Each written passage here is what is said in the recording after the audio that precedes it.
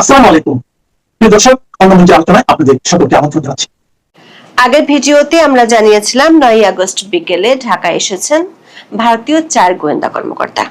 10ই August বাংলাদেশের একাধিক সংবাদ মাধ্যমের খবরে বলা হয়েছে, বাংলাদেশে বহুল পরিচিত ভারতীয় গোয়েন্দা সংস্থা রয়ের প্রধান ঢাকায় এসেছেন।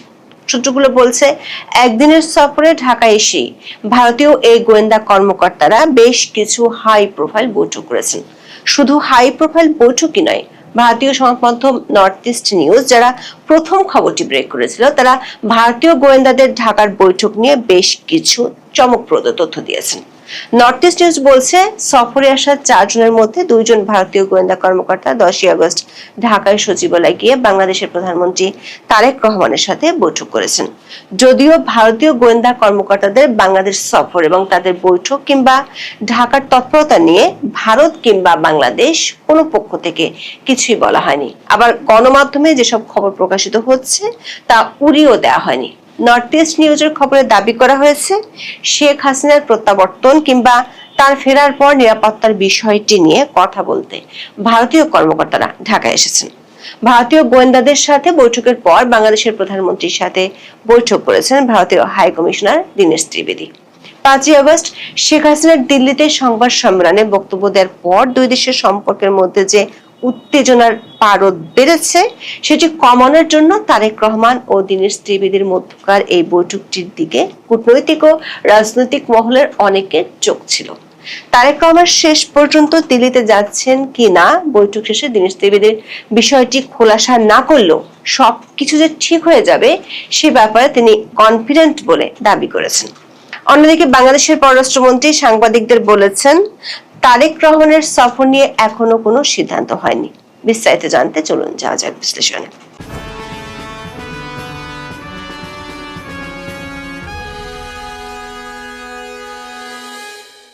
ভারতীয় গোয়েন্দা সংস্থার কর্মকর্তারা যে ঢাকায় এসেছেন সেই খবর প্রথম প্রকাশ করেছিল দেশটির সংবাদ মাধ্যম নর্থ ইস্ট নিউজ। 10ই আগস্ট বাংলাদেশের সংবাদ মাধ্যম বিডি নিউজ 24 এবং এশিয়া পোস্টের খবরে বলা হয়েছে, বাংলাদেশ ও ভারতের সম্পর্ক স্বাভাবিক করার প্রচেষ্টার মধ্যে সরকারি সফরে ঢাকায় এসেছেন ভারতের বহি গোয়েন্দা সংস্থা রিসার্চ অ্যান্ড অ্যানালাইসিস উইং রয়ের প্রধান পরাগ জৈন। পরাগ জৈন রয়ের সচিবের দায়িত্ব পালনের পাশাপাশি ভারতের স্পেশাল প্রোটেকশন গ্রুপ বা এসপিজির বিশেষ সচিব হিসেবেও দায়িত্ব পালন করছেন। ঢাকা সফরে তার সঙ্গে রয়েছেন আশ্বিন মুকুন্দ কোটনিস, রাহুল নেগি এবং শৈবাল রায় চৌধুরী। যদিও ভারতীয় প্রতিনিধি দলের এ সফর নিয়ে বাংলাদেশ বা ভারত কোনো দেশই আনুষ্ঠানিকভাবে কোনো তথ্য প্রকাশ করেনি, তবে নর্থ ইস্ট নিউজের 10ই আগস্টের খবরে বোমা ফাটানোর তথ্য দেওয়া হয়েছে। নর্থ ইস্ট নিউজ বলছে, ভারতের গোয়েন্দাদের এই প্রতিনিধি দলটি 10ই আগস্ট সন্ধ্যায় ফিরে যাবেন। তার আগে বাংলাদেশ সরকারের শীর্ষ পর্যায় থেকে শুরু করে বেশ কয়েকটি গুরুত্বপূর্ণ বৈঠক তারা করেছেন বলে সংবাদ মাধ্যমটির খবরে দাবি করা হয়েছে। বলা হয়েছে, ভারতীয় নিরাপত্তা কর্মকর্তাদের এই 4 সদস্যের দলটি মূলত বাংলাদেশে এসেছে বাংলাদেশের সাবেক প্রধানমন্ত্রী শেখ হাসিনার বাংলাদেশে ফেরার বিষয়টি নিয়ে আলোচনা করার জন্য। যে 4 জন এসেছেন তাদের মধ্যে 2 জন সিনিয়র কর্মকর্তা 10ই আগস্ট সকালে সচিবালয়ে বাংলাদেশের প্রধানমন্ত্রী তারেক রহমানের সঙ্গে তার কার্যালয়ে সাক্ষাৎ করেন। আবার এরপর তারেক রহমানের সাথে পূর্ব নির্ধারিত বৈঠক করেছেন বাংলাদেশে নিযুক্ত ভারতীয় হাই কমিশনার দীনেশ ত্রিবেদী। বাংলাদেশ সচিবালয় নিরাপত্তার দায়িত্বে থাকা একটি সূত্র আমাদেরকে নিশ্চিত করেছে, দীনেশ ত্রিবেদীর সাথে বৈঠকের আগে প্রধানমন্ত্রীর সাথে 3 সদস্যের একটি দল সাক্ষাৎ করেছিলেন, তবে সূত্রটি অতিথিদের পরিচয় প্রকাশ করেনি। নর্থ ইস্ট নিউজের খবরে আরো বলা হয়েছে, বাংলাদেশে পৌঁছানোর পরপরই ঢাকার গুলশান পাড়ার একটি হোটেলে ভারতীয় গোয়েন্দারা বাংলাদেশের হাই অফিসিয়ালদের সঙ্গে বৈঠক করেন।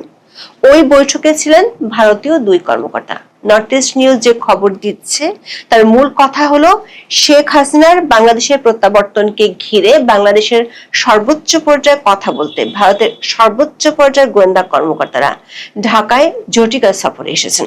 প্রশ্ন হলো, শেখ হাসিনার দিল্লিতে 5ই আগস্টের সংবাদ সম্মেলনের পর যেখানে বাংলাদেশের প্রথম সারির দৈনিকগুলো বলছে ভারত বাংলাদেশ সম্পর্কের উত্তেজনার পারদ তুঙ্গে, সেখানে সেই একই ইস্যুতে কোনো রাজনৈতিক বা কূটনৈতিক পর্যায়ের ব্যক্তি ঢাকায় না এসে কেন গোয়েন্দা কর্মকর্তারা ঢাকায় আসলেন?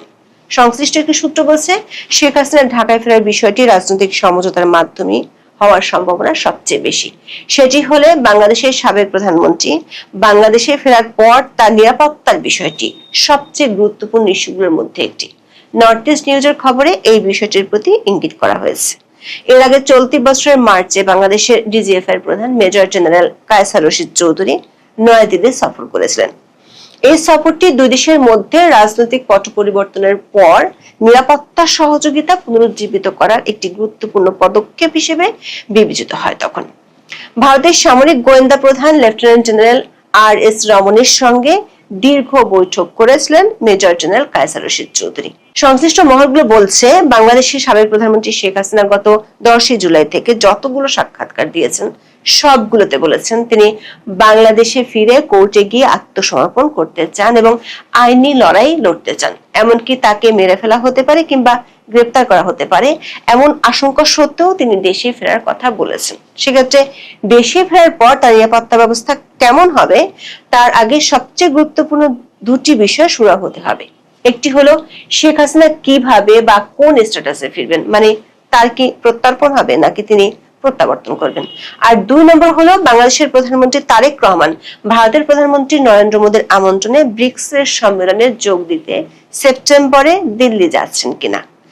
এই 2 রহস্যের জট খুলছে কিনা তার জন্য ঢাকায় সংশ্লিষ্টদের চোখ ছিল বাংলাদেশের প্রধানমন্ত্রী তারেক রহমান ও ভারতের হাই কমিশনার দীনেশ ত্রিবেদীর সাথে বৈঠকের দিকে।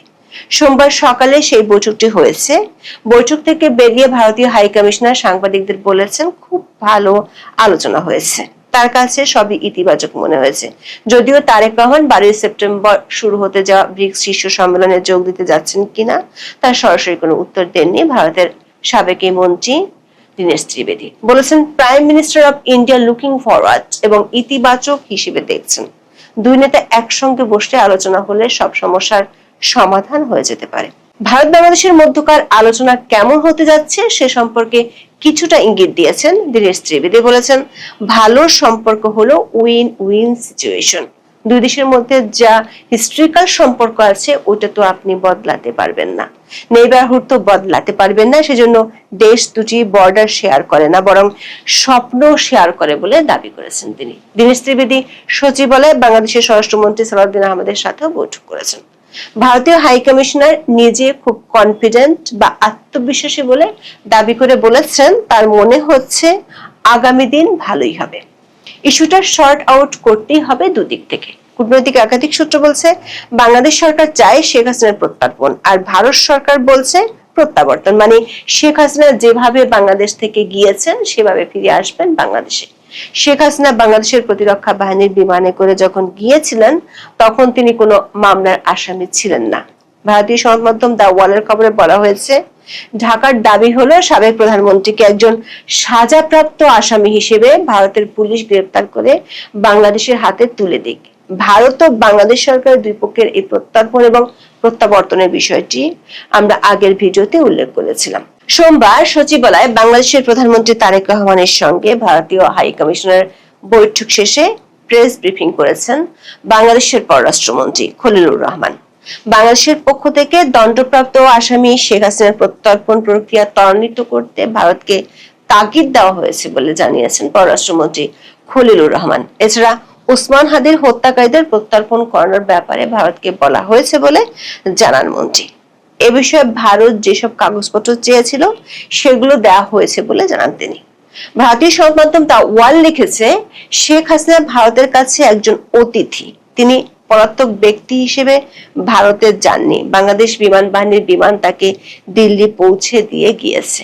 এমন একজন ব্যক্তিকে প্রত্যর্পণ চুক্তি মেনে হস্তান্তর সম্ভব নয়। নয়াদিল্লির তরফে সে কথা একাধিকবার বাংলাদেশ কর্তৃপক্ষকে জানানো হয়েছে। ভারত এখন চাইছে শেখ হাসিনা স্বেচ্ছায় দেশে ফিরতে চাওয়ায় বাংলাদেশ সরকার উচিত এই ব্যাপারে প্রয়োজনীয় উদ্যোগ নেওয়ার। নয়াদিল্লি এই ব্যাপারে ঢাকার কাছে 3টি বিষয় প্রত্যাশা করে। 1, শেখ হাসিনাকে দেশে ফেরার জন্য প্রয়োজনীয় ট্রাভেল পাস ইস্যু করুক ঢাকা। 2, শেখ হাসিনা নিরাপদে স্বদেশ প্রত্যাবর্তন নিশ্চিত করা। 3, ফেরার পর শেখ হাসিনা যেন আদালতে ন্যায় বিচার পান তার নিশ্চয়তা।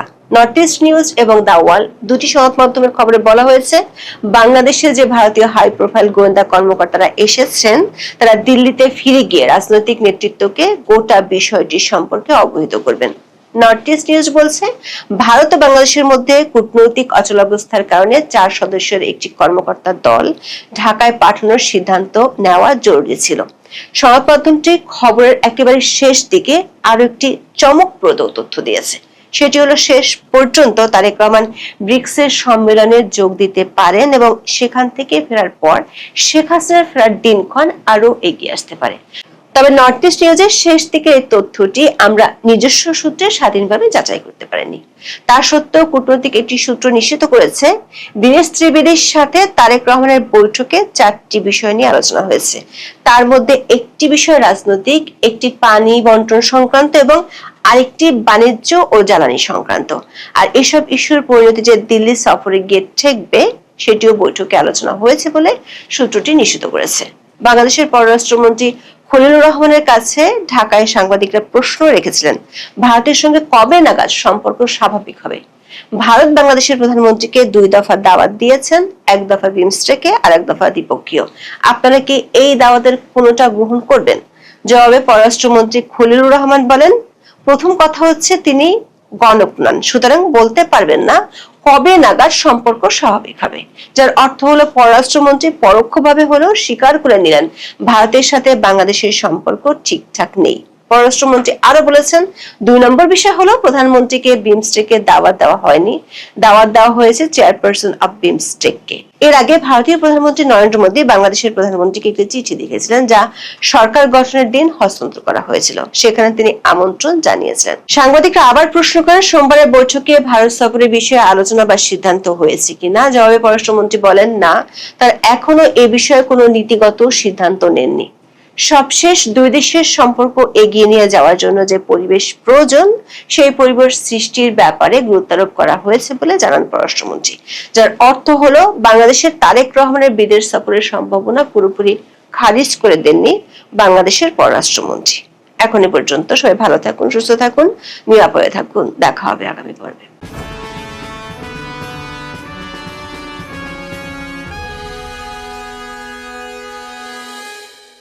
আসসালামু আলাইকুম রহমতুল্লাহি ওয়াবারাকাতুহু।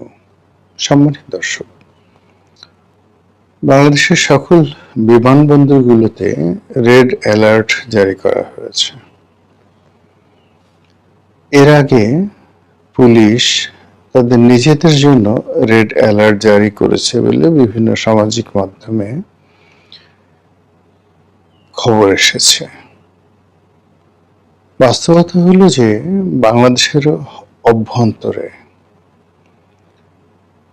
এখন প্রতিদিন কি ঘটছে এবং আসলে বাস্তবে কি ঘটতে যাচ্ছে, কি হচ্ছে বা কি হচ্ছে না, এই বিষয়গুলোর জন্য আমাদের আসলে সামাজিক মাধ্যমের উপরে নির্ভর করতে হয়।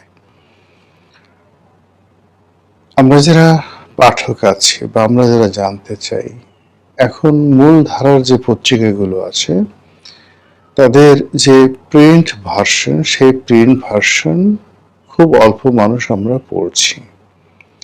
খুব অল্প মানুষের ভাষায় পত্রপত্রিকাগুলো রাখা হয়। একটা সময় ছিল যে আমি অফিসে বা বাসায় 4-5টা পত্রিকা রাখতাম। এখন অফিসে একটা পত্রিকা রাখি, বাসায় আর একটা পত্রিকা রাখি, কিন্তু আসলে দুটো পত্রিকারই ফার্স্ট পেজ এবং লাস্ট পেজ এর বেশি আসলে দেখা হয় না। কিন্তু এই পত্রিকাগুলো তাদের যে অনলাইন ভার্সন কিংবা তাদের যে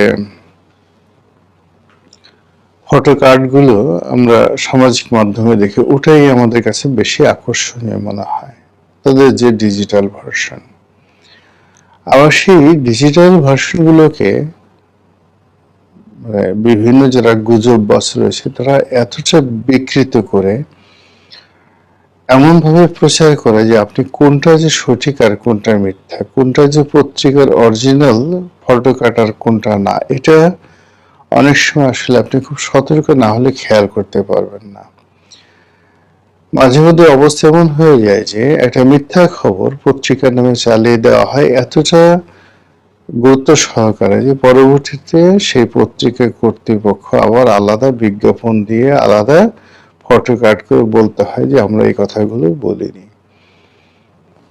কথাগুলো বললাম এই কারণে যে আসলে বাংলাদেশ পুলিশ কি করছে, বাংলাদেশে কতটা সতর্কতা জারি হচ্ছে এবং আসল ঘটনাটা কি, এরকম একদম একজাক্টলি যে সত্যিকার চিত্র আমরা পাচ্ছি না। একদিকে যেমন বলা হচ্ছে যে বাংলাদেশের সমস্ত বিমানবন্দরগুলোতে সেই সতর্কতা জারি করেছে পুলিশ। আবার একটু পরে দেখলাম যে পুলিশের পক্ষ থেকে বলা হচ্ছে যে না, এই ধরনের কোনো সতর্কতা জারি করা হয়নি, এগুলো সব ভুয়া খবর। হোয়াট এভার মেবি, কিন্তু এটা একটা বিচ্ছিন্ন ঘটনা, কিন্তু বেশিরভাগ ক্ষেত্রেই পুলিশ সতর্কতা জারি করেছে এয়ারপোর্টগুলোতে। এখন কি কারণে এটা জারি করা হলো? এর আগে আমরা জানি যে এই জুলাই মাস উপলক্ষে বিভিন্ন জায়গাতে বিশেষ আকৃতির বোমা সাদৃশ্য অনেকগুলো বস্তু পাওয়া গেছে। সেটা মেট্রো রেলের বিভিন্ন স্টেশনে এগুলো পাওয়া গেছে এবং এতে করে যথেষ্ট আতঙ্ক ছড়িয়ে পড়েছিল এবং আমাদের পুলিশের বা সেনাবাহিনীর যে বোমা ডিসপোজাল ইউনিট রয়েছে তারা আবার সেগুলোকে উদ্ধার করেছে এবং এগুলো সেই জনবহুল জায়গা, বিশেষ করে প্রেস ক্লাবের মতো জায়গাতে, মিরপুরের মতো জায়গাতে এগুলো রাখা হয়েছিল, অনেকটা ছাতির মতো দেখতে। এবং এটা যে কেবল বিচ্ছিন্ন ঘটনা তা নয়, দেখা গেল ওই দিন সংখ্যালঘুদের, বিশেষ করে হিন্দুদের যে অনুষ্ঠান রথযাত্রা, সেই রথযাত্রা উপলক্ষে প্রেস ক্লাবের সামনে দিয়ে যখন বিরাট মিছিল যাচ্ছিল তখন ঠিক সেই জায়গাতে এরকম বোমা সদৃশ্য বিষয় পাওয়া গেল। দুর্ঘটনা ঘটেনি, কিন্তু দুর্ঘটনার যে আলামত আমরা দেখেছি, এতে করে সিঁদুরে মেঘ দেখে ভয় পাওয়ার মতো অবস্থা আমাদের তৈরি হয়েছে। আপনারা জানেন যে বিগত বিএনপি সরকার আমলে সারা বাংলাদেশের যে জজ কোর্টগুলো রয়েছে সেখানে একযোগে সেই বোমা হামলা হয়েছিল এবং ওই সময় যে জঙ্গিবাদ, শায়ক আব্দুর রহমান, বাংলা ভাই, তাদের নেতৃত্বে যে জঙ্গিবাদ শুরু হয়েছিল সেই জঙ্গিবাদ কিন্তু এখন পর্যন্ত থেমে নেই।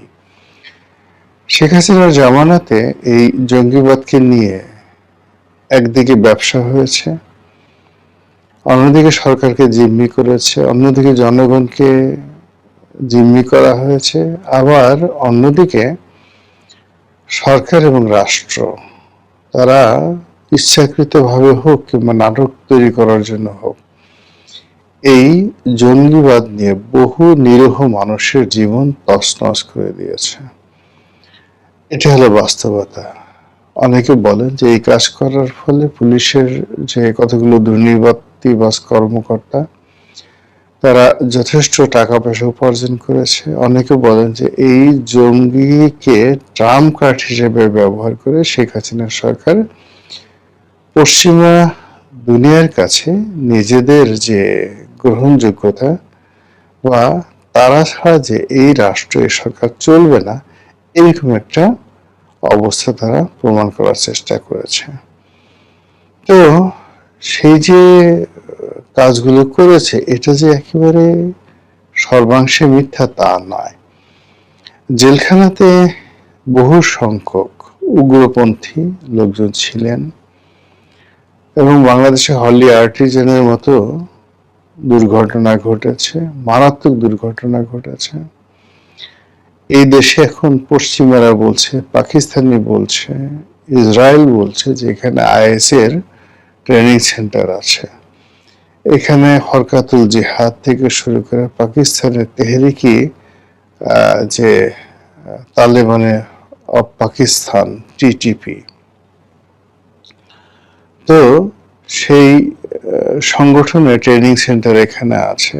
আমাদের পার্বত্য অঞ্চল থেকে শুরু করে বিভিন্ন যমুনার যে দুর্গম চর অঞ্চলে এরকম অসংখ্য জঙ্গি ট্রেনিং সেন্টারের সন্ধান পাওয়া যায় এবং মাঝে মধ্যে বেশ কিছু সংখ্যক তরুণদেরকে গ্রেপ্তার করা হয়, তাদের আচার আচরণ চাল চলন মানে এগুলো দেখলে রীতিমতো তাদের পিতামাতা যারা আছে তারাও ভয় পাবে।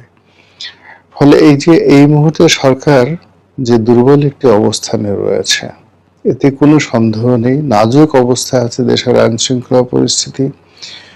কোন বাহিনীগুলো ঠিক ওইভাবে মাথা উঁচু করে এখনো পর্যন্ত দাঁড়াতে পারেনি। এমনকি সেনাবাহিনী সম্পর্কে মানুষের যে যাকে বলে ভয় ছিল, আতঙ্ক ছিল, এই গত 2 বছর ধরে জুলাই বিপ্লবের কারণে সেনাবাহিনী নিয়েও কিন্তু এখন অনেকে তুচ্ছ তাচ্ছিল্যমূলক কথাবার্তা বলে থাকেন। যে সেনাবাহিনীর প্রধানকে নিয়ে মানুষ কথা বলা তো দূরের কথা, সেনাবাহিনীর একজন মেজরকে দেখলে মানুষ থরথর করে কাঁপতো। এখন কে মেজর, কে মেজর জেনারেল, কে ব্রিগেডিয়ার জেনারেল, কে লেফটেন্যান্ট জেনারেল, আর কে ফুল জেনারেল মানে সেনাপ্রধান, ওগুলো গণনা করার সময় যারা সমালোচনা করছে তাদের কাছে নেই। তারা মুখে যা আসে সেভাবে গালাগাল করছে। আইজিকে যেভাবে গালাগাল করছে, এসপিকে একই ভাষায় গালাগাল করছে, এবং শুধু দূর থেকে গালাগাল না, একেবারে সামনে সামনে গালাগালি করছে। তারা রাষ্ট্রপতিকে ভুয়া ভুয়া হিসেবে গালাগাল করছে। বঙ্গভবনের অনুষ্ঠানে গিয়ে তারা রীতিমতো সিন ক্রিয়েট করছে। তো এইরকম একটি নাজুক অবস্থাতে যদি যারা সুযোগ সন্ধানী, যারা মন্দ কাজ করে, তারা যদি টার্গেট করে আসলে কোনো কিছু করে, ওটা সামাল দেওয়ার মতো পরিবেশ পরিস্থিতি এই মুহূর্তে প্রশাসনের আছে বলে অনেকেই মনে করেন না। তো এনিওয়ে, যেটি হলো যে এই মুহূর্তে কেন হঠাৎ করে সতর্কতা জারি করা হলো? এখানে জঙ্গি হামলা হতে পারে, দ্বিতীয়ত এখানে আওয়ামী লীগ এই কাজগুলো করতে পারে। ডিসেম্বরে শেখ হাসিনার বাংলাদেশে ফিরে আসাকে কেন্দ্র করে আওয়ামী লীগের মধ্যে একটা তোড়জোড় শুরু হয়ে গেছে, এবং সেই তোড়জোড়ের প্রেক্ষিতে গোলা পানি তৈরি করার জন্য, সরকারকে বিব্রত করার জন্য, মানুষের মনে আতঙ্ক তৈরি করার জন্য, এটা আওয়ামী লীগে করতে পারে, কোনো জঙ্গি সংগঠন করতে পারে, বিদেশি কোনো গোয়েন্দা সংস্থা করতে পারে। তো এই বিষয়ে যে সরকারের যে সতর্কতা বা পুলিশের যে সতর্কতা বা রাষ্ট্রের যে সতর্কতা, এটা কেবলই মাত্র যে সতর্কতা রয়েছে বা সতর্কতা জারি করা হয়েছে এর মধ্যে সীমাবদ্ধ রাখা উচিত না। There might happen many many things. এই গেল একটা বিষয়। এখানে আরেকটি বিষয়, সেটা হলো পাকিস্তানের যিনি রাষ্ট্রদূত বাংলাদেশে সাম্প্রতিক সময় বেশ আলোচিত। গত 2 বছর ধরে বাংলাদেশের রাজনীতিতে পাকিস্তান বেশ অপরিহার্য হয়ে পড়েছে।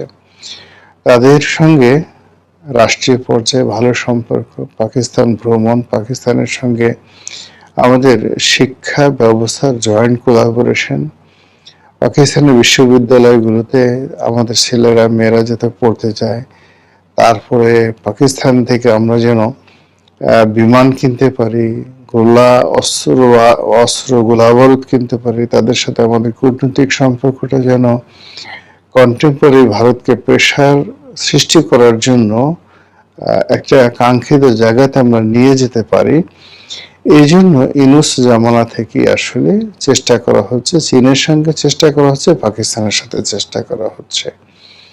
এখানে চীন এবং পাকিস্তানের মধ্যে ডিফারেন্স হলো, চীনের সঙ্গে আমাদের বাণিজ্যিক সম্পর্ক হতে পারে, কিন্তু পাকিস্তানের সঙ্গে আমাদের, যেহেতু পাকিস্তান বাংলাদেশ একত্রে ছিল, সেখানে মহান মুক্তিযুদ্ধের মাধ্যমে তাদের সঙ্গে আমাদের একটা আলাদা যাকে বলা হয় সম্পর্ক তৈরি হয়েছে, ঘৃণার সম্পর্ক, অপছন্দের সম্পর্ক, শত্রুতার সম্পর্ক। আবার একই সঙ্গে বাংলাদেশের সেই মুক্তিযুদ্ধের সময়কালীন থেকে আজ অবধি কোটি কোটি লোক রয়েছে পাকিস্তানপন্থী। পাকিস্তানের প্রবল বিরোধিতাকারী গ্রুপ যেভাবে রয়েছে, পাকিস্তানপন্থী লোকজনের কিন্তু বাংলাদেশে অভাব নাই। তো সেই কারণে পাকিস্তান যিনি পাকিস্তানের রাষ্ট্রদূত, তিনি সবসময় বাংলাদেশে গুরুত্বপূর্ণ ভূমিকা পালন করেছে। অন্যদিকে পাকিস্তানের গোয়েন্দা সংস্থা আইএসআই, সেই আইএসের যে তৎপরতা, এটাও গত 2 বছরে মারাত্মকভাবে বৃদ্ধি পেয়েছে। তো সেই দিক থেকে পাকিস্তানের বর্তমান যিনি রাষ্ট্রদূত রয়েছেন, তিনি অনেকের কাছে পরিচিত, মার্কিন রাষ্ট্রদূতের মতোই পরিচিত। ইদানিংকালে তার যে ঘোরাফেরা, চালচলন, কথাবার্তা সবকিছুই অন্য যে কোনো সময় আসছে গুরুত্ব বহন করে। তো সেই রাষ্ট্রদূত অলনে ছাড়েন, হাসপাতালে ভর্তি হয়েছেন তার স্ত্রী সহ, এবং বলা হচ্ছে তার বাসায় শর্ট সার্কিটে অগ্নিকাণ্ডের মতো ঘটনা ঘটেছে। এবং এতটা অগ্নিকাণ্ড, সেই অগ্নিকাণ্ডে সেখানে ধোঁয়া তৈরি হয়েছে, জিনিসপত্র পুড়ে গেছে, এবং রাষ্ট্রদূত এবং তার স্ত্রী এতটা আহত হয়েছেন, অসুস্থ হয়ে পড়েছেন যে তাদেরকে দেশের একটি বেসরকারি হাসপাতালে, সেই হাসপাতালে তাদেরকে আইসিইউতে বা সিসিইউতে, একজনকে আইসিইউতে আর একজনকে সিসিইউতে রাখা হয়েছে। তাদের সর্বশেষ, আজকের এই ভিডিওটা যখন আমি করছি, তাদের সর্বশেষ শারীরিক অবস্থা কিন্তু আমরা জানি না। এখন এই যে রাষ্ট্রদূতের অসুস্থ হওয়া, এটি নিয়ে কিন্তু নানা রকম কথাবার্তা হচ্ছে। যারা সন্দেহ করছে যে না, পাকিস্তান একটি জঙ্গি রাষ্ট্র, একটি তালেবানি রাষ্ট্র, এবং সেখানে প্রচুর সন্ত্রাসী কর্মকাণ্ড হয়। তারা বিশ্বের বিভিন্ন দেশে রাষ্ট্রীয় মদতে তারা সন্ত্রাস করে। ভারতের যে মুম্বাই ট্র্যাজেডি, হোটেল তাজে আক্রমণ, এর বাইরে আরো কাশ্মীর থেকে শুরু করে অন্যান্য শহরে বোমা হামলা চালানো, এই কাজগুলো পাকিস্তান রাষ্ট্র তারা তাদের যে গোয়েন্দা সংস্থা, সেই গোয়েন্দা সংস্থার মাধ্যমে ইনসার্জেন্সি চালিয়েছে। কাজেই বাংলাদেশে যদি এই ধরনের কোনো ঘটনা পাকিস্তানি রাষ্ট্রদূতের বাসা ব্যবহার করে, কিংবা পাকিস্তানের যে রাষ্ট্রীয় বাহিনীগুলো রয়েছে, সেই বাহিনীগুলোর যে কর্মক্ষমতা, তাদের যে কার্যক্রম, যেগুলো সাধারণত তারা ভারতে চালায়, সেই কাজগুলো তারা বাংলাদেশে চালাতে পারে। এবং এই কাজগুলো করতে গিয়ে, পরীক্ষা নিরীক্ষা করতে গিয়ে, রাষ্ট্রদূতের বাসাতেও একটা ইমিউনিটি থাকে। তো সেই বাসায় এরকম কিছু হলো কি না, এটা নিয়ে কিন্তু মানুষের সন্দেহ বেড়ে যাচ্ছে। অনেকে আবার এই কথাও বলার চেষ্টা করছে যে রাষ্ট্রদূতের ব্যক্তিগত যে সম্পর্ক, নারী ঘটিত কোনো সম্পর্ক, তরুণীর সাথে, কোনো বাংলাদেশি তরুণীর সাথে যে সম্পর্ক, এটি নিয়ে তার স্ত্রীর সঙ্গে পারিবারিক কলহের মধ্যে এই ঘটনাগুলো ঘটতে পারে। আপনারা জানেন যে বাংলাদেশে অনেক রাষ্ট্রদূত আছেন। সেই রাষ্ট্রদূতরা এদেশের অনেক রমণীর সঙ্গে ব্যক্তিগত সম্পর্ক গড়ে তোলেন। আপনারা সেই সৌদি রাষ্ট্রদূতের সঙ্গে একজন মডেলের সম্পর্ক, এর আগে অস্ট্রেলিয়ার যিনি রাষ্ট্রদূত ছিলেন, তিনি বাংলাদেশের একজন অত্যন্ত পরিচিত রাজনীতিবিদ, শীর্ষস্থানীয় ব্যবসায়ী, তার স্ত্রীর সঙ্গে তার অবৈধ প্রণয়, এবং সেই ভদ্রলোকের স্ত্রী বেশ পরিচিত মুখ বাংলাদেশে, তিনিও মিডিয়া ব্যক্তিত্ব। তাকে ঘর থেকে বের করে নিয়ে দীর্ঘদিন সেই অস্ট্রেলীয় রাষ্ট্রদূত সেই মহিলার সঙ্গে লিভ টুগেদার করেছেন। এটা বাংলাদেশের ওপেন সিক্রেট। অনেক রাষ্ট্রদূতকে টার্গেট করে বাংলাদেশের মেয়েরা বেশ ভালো সম্পর্ক করে। আবার রাষ্ট্রদূত বাংলাদেশের মেয়েদের সাথে সম্পর্ক করার জন্য এখানে অনেক ঘটনা কূটনৈতিক পাড়ায় রীতিমতো ঘটে যাচ্ছে। তো সেক্ষেত্রে পাকিস্তানের রাষ্ট্রদূত যদি চান কোনো মেয়ের সঙ্গে সম্পর্ক করার জন্য, সেটা তার জন্য ওয়ান্টুর বিষয়। আবার কোনো মেয়ে যদি এই মুহূর্তে পাকিস্তানের রাষ্ট্রদূতকে টার্গেট করে যে না, তার সাথে সম্পর্ক তারা করবে, এরকম ধড়িবাজ মেয়ের সংখ্যাও কিন্তু বাংলাদেশে কম নয়। তো সব মিলিয়ে আমাদের এই সময়টিতে যা কিছু ঘটছে, এটি আমাদেরকে যথেষ্ট চিন্তায় ফেলে দিয়েছে। নৈতিকভাবে, রাষ্ট্রীয় কৃষ্টি কালচারের ক্ষেত্রে, আমাদের ন্যাশনাল সেফটি অ্যান্ড সিকিউরিটির ক্ষেত্রে, এবং সর্বোপরি আমাদের যে মানুষের মন এবং মানসিকতা, চিন্তা এবং চেতনা এবং পলিটিক্যাল যে স্ট্যাবিলিটি রয়েছে, সেই স্ট্যাবিলিটির ক্ষেত্রে সাম্প্রতিক এই যে দুটো ঘটনাগুলো বললাম, এই দুটো ঘটনা কিন্তু যথেষ্ট প্রভাব বিস্তার করেছে। মহান আল্লাহ আমাদের সবাইকে হেদায়েত দান করুন এবং হেফাজত করুন। আসসালামু আলাইকুম ওয়া রাহমাতুল্লাহি ওয়া বারাকাতুহু।